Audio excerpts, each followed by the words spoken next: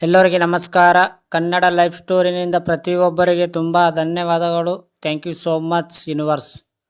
ನನಗಿಂತ 2 ವರ್ಷ ದೊಡ್ಡವಳನ್ನು ಪ್ರೀತಿಸಿದ್ದೇನೆ. ಆದರೆ ಆಕೆಯ ಮನೆಯಲ್ಲಿ ನಮ್ಮ ಮದುವೆಗೆ ಒಪ್ಪುತ್ತಿಲ್ಲ. ನಾನು ನನ್ನ ಪ್ರೇಯಸಿಯ ಒಬ್ಬರಿಗೊಬ್ಬರು ಬಹಳ ಪ್ರೀತಿಸುತ್ತಿದ್ದೇವೆ. ಆದರೆ ಆಕೆಯ ಮನೆಯವರ ಬೆದರಿಕೆಯಿಂದ ಆಕೆ ನನ್ನಿಂದ ದೂರವಾಗುತ್ತಿದ್ದಾಳೆ. ನಾನು 20 ವರ್ಷದ ಅವಿವಾಹಿತ ಹುಡುಗ. ಪ್ರಸ್ತುತ ಬಿ.ಟೆಕ್ 3ನೇ ವರ್ಷದಲ್ಲಿ ಓದುತ್ತಿದ್ದೇನೆ. ನನಗಿಂತ 2.5 ವರ್ಷ ದೊಡ್ಡ ಗರ್ಲ್ ಫ್ರೆಂಡ್ ಇದ್ದಾಳೆ.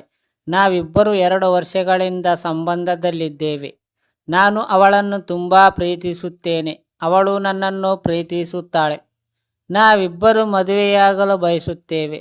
ಆದರೆ ಆಕೆಯ ಪೋಷಕರು ಆಕೆಯ ಸೋದರ ಸಂಬಂಧಿಯೊಂದಿಗೆ ಮದುವೆ ನಿಶ್ಚಯಿಸಿದ್ದಾರೆ.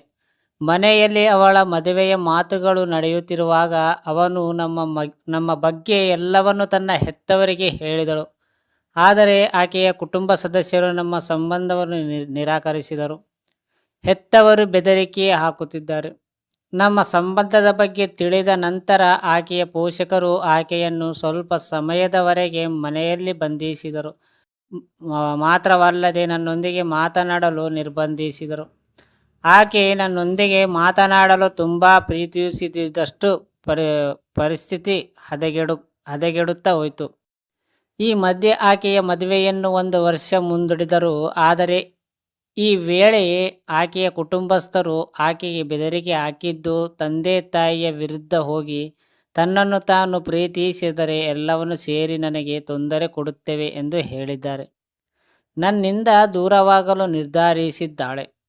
ಅವರ ಮಾತುಗಳು ಆಕೆಗೆ ತುಂಬ ಭಯವನ್ನುಂಟು ಮಾಡಿದೆ. ಅವಳು ಈಗ ನನ್ನ ಸುರಕ್ಷತೆಯ ದೃಷ್ಟಿಯಿಂದ ತನ್ನ ಸೋದರ ಸಂಬಂಧಿಯನ್ನು ಮದುವೆಯಾಗಲು ಒಪ್ಪಿಕೊಂಡಿದ್ದಾಳೆ.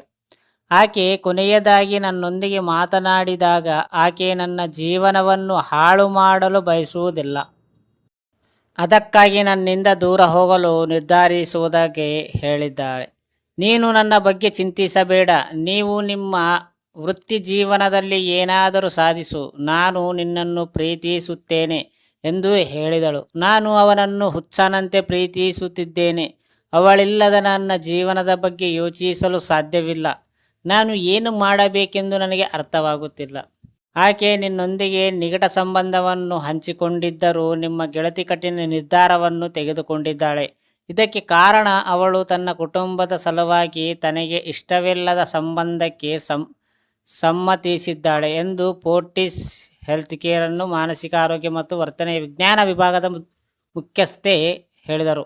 ಅಂತಹ ಪರಿಸ್ಥಿತಿಯಲ್ಲಿ ನೀವು ಅವರ ನಿರ್ಧಾರವನ್ನು ಗೌರವಿಸಬೇಕು. ಯಾವುದೇ ರೀತಿಯ ಒತ್ತಡವನ್ನು ಸ್ಪಷ್ಟತೆ ಅವರ ನಿರ್ಧಾರವನ್ನು ಸಂಪೂರ್ಣಗೊಳಿಸಲು ಪ್ರಯತ್ನಿಸಬೇಡಿ.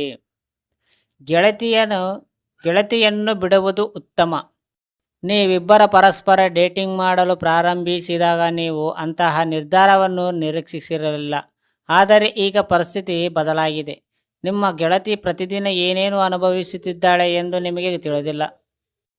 ಅಂತಹ ಪರಿಸ್ಥಿತಿಯಲ್ಲಿ ನೀವು ತಕ್ಷಣ ಅವರಿಂದ ದೂರವಿರುವುದು ಬಹಳ ಮುಖ್ಯ. ಆದರೆ ನಿಮಗಿದು ಸುಲಭವಲ್ಲ.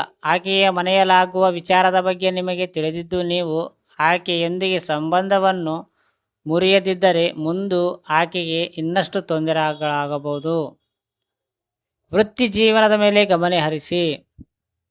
ನೀವು ಪ್ರಸ್ತುತ ಬಿ.ಟೆಕ್ 3ನೇ ವರ್ಷದಲ್ಲಿ ಓದುತ್ತಿದ್ದೀರಿ. ಅಂತಹ ಪರಿಸ್ಥಿತಿಯಲ್ಲಿ ನಿಮ್ಮ ವೃತ್ತಿ ಜೀವನವನ್ನು ಆರಂಭಿಸಲು ಸರಿಯಾದ ಸಮಯ.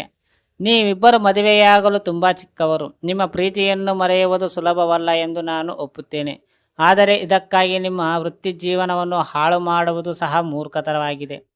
ನಿಮ್ಮ ಜೀವನದಲ್ಲಿ ನೀವು ಮುಂದುವರಿಯಬಹುದು. ಬಹುಶಃ ಜೀವನದಲ್ಲಿ ಮುಂದೆ ನಿಮಗೆ ಬೇಕಾಗುವಂತೆ ಸಂಗಾತಿಯನ್ನು ಕಂಡುಕೊಳ್ಳುವಿರಿ. ಅವರು ನಿಮ್ಮನ್ನು ತುಂಬ ಪ್ರೀತಿಸುತ್ತಾರೆ. ಸದ್ಯಕ್ಕೆ ವಿಷಯಗಳನ್ನು ತಡೆ ಹಿಡಿಯುವುದು ಉತ್ತಮ. ಅರ್ಥ ಆಯ್ತಾ ಫ್ರೆಂಡ್ಸ್? ಈ ಸ್ಟೋರಿ ಕೇಳಿದ ಪ್ರತಿಯೊಬ್ಬರಿಗೆ ತುಂಬ ಧನ್ಯವಾದಗಳು.